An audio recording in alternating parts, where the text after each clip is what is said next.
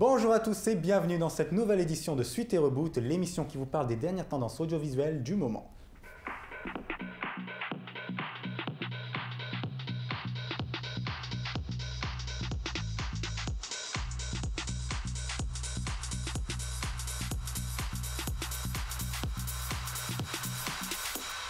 Mais avant d'accueillir notre invité très spécial, place aux dernières news de cette semaine. C'est officiel, le préquel du reboot d'Harry Potter sortira sur nos écrans en novembre prochain. Le tournage a d'ores et déjà commencé et l'histoire se centrerait principalement sur l'enfance d'une certaine Hermione Granger.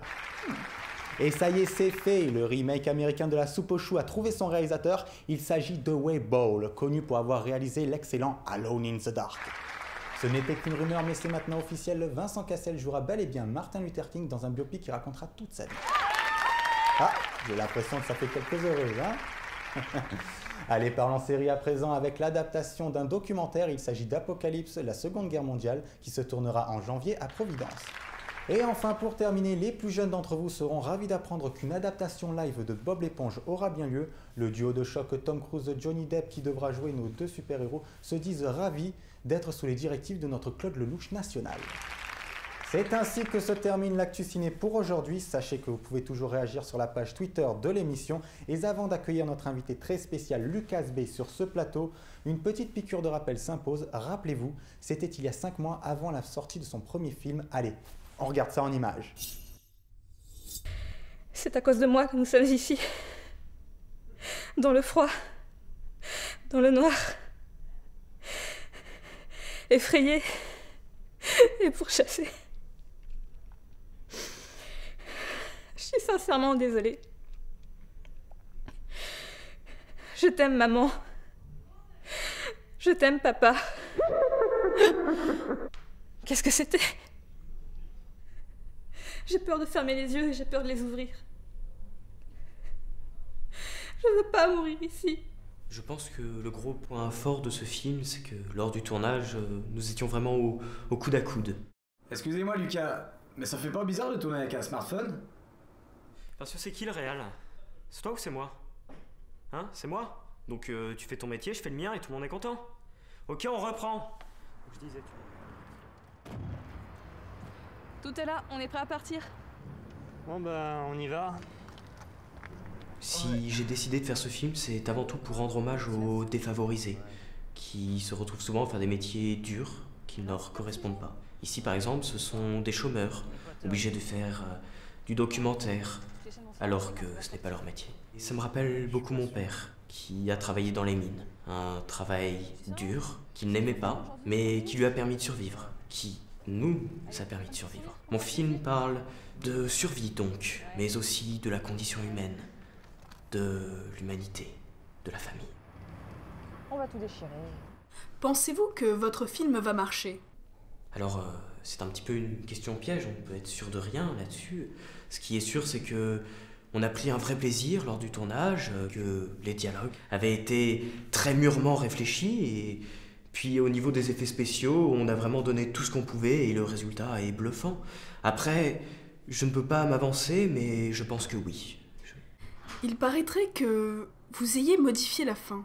Pourriez-vous nous en dire plus?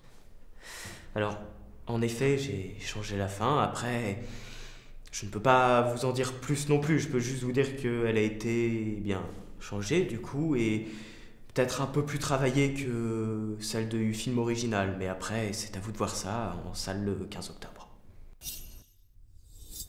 Et nous revoici 5 mois plus tard sur ce plateau avec maintenant le grand Lucas B.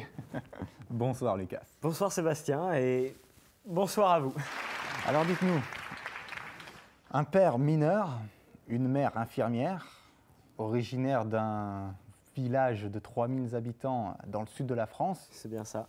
Êtes-vous surpris de ce succès si soudain? Surpris forcément un peu, ce sont des chiffres surprenants, mais étonnant pas tellement. Vous savez, en recontextualisant le film à notre époque, il ne pouvait que marcher, je prenais pas de risque. Ah bah, c'est sûr, mais en même temps, c'est pas les 2 milliards au box-office qui vous diront le contraire, hein. Ça c'est sûr. Non, je pense que ce qui a vraiment aidé pour ce projet, c'est le fait qu'on m'ait laissé une véritable liberté artistique. Vous savez, moi, ça m'a permis de me laisser facilement tomber dans une transe créative exutoire, et le succès parle de lui-même. Mais bon, ne pensez-vous pas que certaines personnes pourraient vous reprocher justement d'avoir adapté à votre manière ce film culte? Non, non, je pense pas. Vous savez, quand on fait un reboot, il faut savoir y mettre un peu de soi aussi dedans. On ne va pas refaire exactement le même film, mais le public ne veut pas revoir exactement le même film. Du coup, il faut savoir s'adapter un peu, et puis voilà, vous savez, je pense que la meilleure métaphore là-dessus, c'est que le réalisateur devient Christophe Colomb et le film devient l'Amérique. Le réalisateur débarque et y apporte sa sagesse et son savoir. D'accord, très bien. Et que pensait l'équipe du film de ce revirement? J'étais ravi, vous savez, ma règle d'or, c'est de laisser tout le monde donner son opinion. Ainsi, chacun voit un peu une part de lui dans le film, et forcément, à la fin, il voit son film, et donc il est content du résultat. Dernière question pour vous, Lucas. La rumeur commence à circuler, et le public se demande aussi, y aura-t-il une suite? Ah. D'accord, il y aura une suite. Ah ben allez-y, s'il vous plaît, dites-nous en plus, ne laissez pas là-dessus. Ok. D'accord.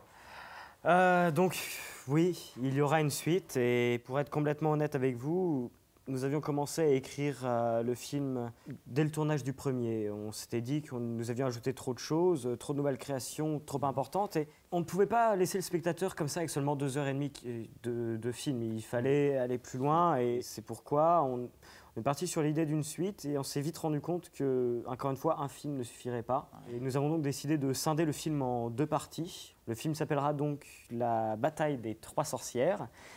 Et vous devriez le voir arriver d'ici 2 ou 3 ans en partie 1, partie 2, avec pas moins d'1h30 de bataille. Je n'ai jamais vu une public aussi excitant. Et ce n'est pas tout.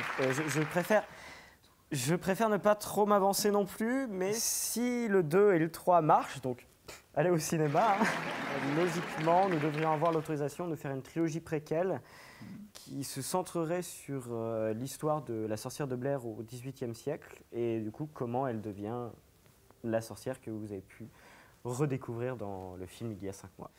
Et enfin, d'ici 1 an, normalement, vous devriez voir la version longue du premier film avec des effets remaniés et pas moins de 15 minutes additionnelles. Ça, pour une surprise, c'est une sacrée bonne surprise. Mesdames et messieurs, Lucas Bey. Merci beaucoup d'être venu parmi nous ce soir. Mais restez avec nous parce que, avant de clore l'émission, nous allons diffuser un léger reportage sur la post-production de ce film événement, justement. Alors là, je suis en train de retravailler les effets spéciaux. C'est la scène où Julie est dans la forêt et que la sorcière arrive dans une explosion de fumée avant de la pourchasser. Le design devrait un petit peu changer parce que c'est pas moi qui avais fait les effets du premier film, mais mon prédécesseur nous a quittés. Du coup, en arrivant, j'ai proposé ma vision des choses et là, on m'a dit banco. Ça me permet de reprendre tous les effets depuis zéro et de pouvoir faire parler mon art. Je pense que on devrait avoir fini d'ici 1 an. Premier jour de tournage, il fait beau, l'air est agréable, le projet s'annonce bien. Je suis sincèrement désolée. Courez l'acheter, ou elle se vengera. La sorcière de Blair, maintenant disponible en DVD et Blu-ray. Merci beaucoup de nous avoir suivis, mesdames et messieurs. Mais avant de nous quitter, flash spécial, c'est une info qui vient à peine de tomber. Figurez-vous que ce sera James Cameron qui réalisera le spin-off de Mario Bros intitulé Yoshi's Island à la poursuite du champignon de cristal. Film qui devrait d'ailleurs se dérouler dans le même univers que Avatar.